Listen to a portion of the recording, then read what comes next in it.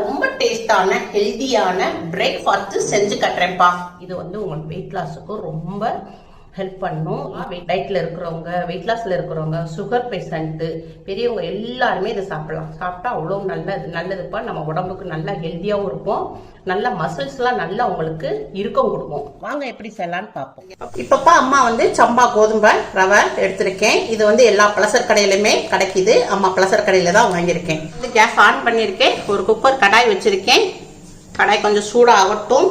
இப்போ கடாய் கொஞ்சம் சூடாயிடுச்சு. அம்மா ஒரு 100 கிராம் சம்பா கோதுமை ரவை எடுத்திருக்கேன்ப்பா. இது அதிகமான புரோட்டீன் இருக்கு. அதனால வெயிட் லாஸுக்கும் ரொம்ப ஹெல்ப் பண்ணும். இதை கடாயில் போட்டுக்குருவோம். இதை நல்லா கொஞ்சம் வறுத்துக்குருவோம்.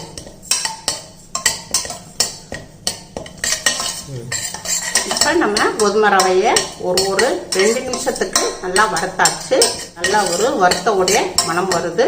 இப்போ இந்த கப்பில் தான்ப்பா 1 கப்பு நம்ம சம்பா கோதுமை ரவை எடுத்தோம். அதே கப்பில் நம்ம 2 கப்பு தண்ணி ஊற்றிக்கிறோம். 2 கப்பு தண்ணி ஊற்றிக்கிட்டோம். ரவைக்கு தேவையான அளவு உப்பு போட்டுக்குருவோம். சம்பா கோதுமை ரவைக்கு தேவையான அளவுக்கு உப்பு போட்டுக்குருவோம். மூடி போட்டுருவோம். மூடி போட்டு ஒரு விசில் விடுவோம். அப்பா அம்மா கேஸ் ஆன் பண்ணியிருக்கேன். ஒரு கடாய் வச்சிருக்கேன். கடாய் கொஞ்சம் சூடாயிருச்சு. அப்பா அம்மா கேஸ் ஆன் பண்ணியிருக்கேன்ப்பா. ஒரு கடாய் வச்சிருக்கேன். கடாய் கொஞ்சம் சூடாகட்டும். ஒரு 1/2 டீஸ்பூன் நல்லெண்ணெய் விட்டுக்குருவோம். கொஞ்சமாக கடுகு போட்டுக்குருவோம். 1/4 டீஸ்பூன் சீரகம் போட்டுக்குருவோம். கொஞ்சமாக ஒரு இஞ்சி பொடிசாக நறுக்கி வச்சிருக்கேன். இதையும் இதில் போட்டுக்குருவோம். இதை லைட்டாக வதக்கிக்கிடுவோம். இஞ்சியோடைய பச்சை வாடை போகிற அளவுக்கு வதக்கிக்கிடுவோம். இப்போ நல்லா கடுகெல்லாம் நல்லா புரிஞ்சிருச்சு. இப்போ மீடியமான வெங்காயம்ப்பா. ஒரு வெங்காயத்தை பொடிசாக நறுக்கியிருக்கேன். இதை இதில் போட்டுக்குருவோம். 25 கிராம் பட்டாணி எடுத்திருக்கேன். பச்சை பட்டாணி. இதை இதில் போட்டுக்குருவோம். ஒரு 50 கிராம் பீன்ஸ் எடுத்திருக்கேன். இதை இதில் போட்டுக்குருவோம். மீடியமான கேரட்டு பொடிசாக நறுக்கியிருக்கேன். இதை இதில் போட்டுக்குருவோம். ஒரு பச்சை மிளகாப்பா காரத்துக்கு. இதையும் நறுக்கி போட்டுக்குருவோம்.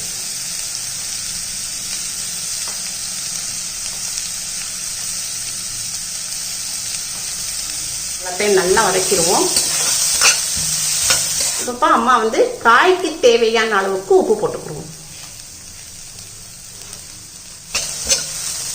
வதக்கிடுவோம். காய் வேகிறதுக்கு கொஞ்சம் தண்ணி தெளிச்சு விடுவோம். மூடி போட்டுப்பா ஒரு 5 நிமிஷத்துக்கு காய் வேக விடுவோம். 5 நிமிஷம் வேக விட்டுருந்தோம் காயை. காய் நல்லா வெந்துருச்சு. இப்பப்பா நம்ம சம்பா கோதுமை ரவையை ஒரு விசில் விட்டுருந்தோம். ஒரு விசில் அடங்கிடுச்சு. இப்போ ஓப்பன் பண்ணும். நல்லா புழுன்னு இருக்கு. தண்ணி ஒரு கப்புக்கு 2 கப்பு தண்ணி வச்சோம்னா நல்லா புழுன்னு இருக்கும். ரவையை நம்ம இந்த காயில போட்டுக்குவோம். இப்போ நம்ம வேக வச்ச சம்பா கோதுமை ரவை இதில் போட்டாச்சு. இதில் நல்லா காயோட நல்லா மிக்ஸ் பண்ணிக்கிடுவோம். கொஞ்சம் நிலக்கடலை பருப்பு போட்டுக்குறோம்ப்பா. சாப்பிடும்போது ரொம்ப டேஸ்டாக இருக்கும். இப்போ எலுமிச்சம்பழம் கொஞ்சம் ஜூஸ் விட்டுக்குருவோம். சாறு விட்டுக்குருவோம் லைட்டாக. சாப்பிடும்போது ரொம்ப டேஸ்டாக இருக்கும். கொத்தமல்லி இலையை கொஞ்சம் நறுக்கி போட்டுக்குருவோம். எல்லாத்தையும் மிக்ஸ் பண்ணிடுவோம்.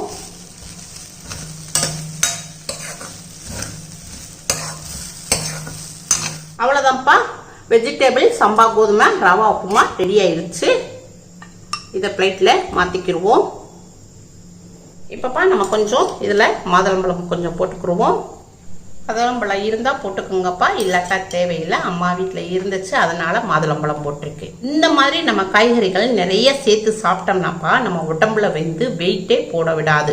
வெஜிடபிள் உப்புமாப்பா நம்ம பிரேக்ஃபாஸ்ட்டாக வச்சுக்கலாம், டின்னருக்கும் வச்சுக்கலாம். இது எல்லாருமே சாப்பிடலாம்ப்பா. சுகர் பேஷண்ட்டு, வெயிட் லாஸில் இருக்கிறவங்க, டயட்டில் இருக்கிறவங்க, சின்னவங்கலேருந்து பெரியவங்க வரை எல்லாருமே சாப்பிடலாம்ப்பா. உங்கள் வீட்டில் செஞ்சு பாருங்கள். அம்மாக்கு லைக் பண்ணுங்கள், ஷேர் பண்ணுங்கள், சப்ஸ்கிரைப் பண்ணுங்கள்.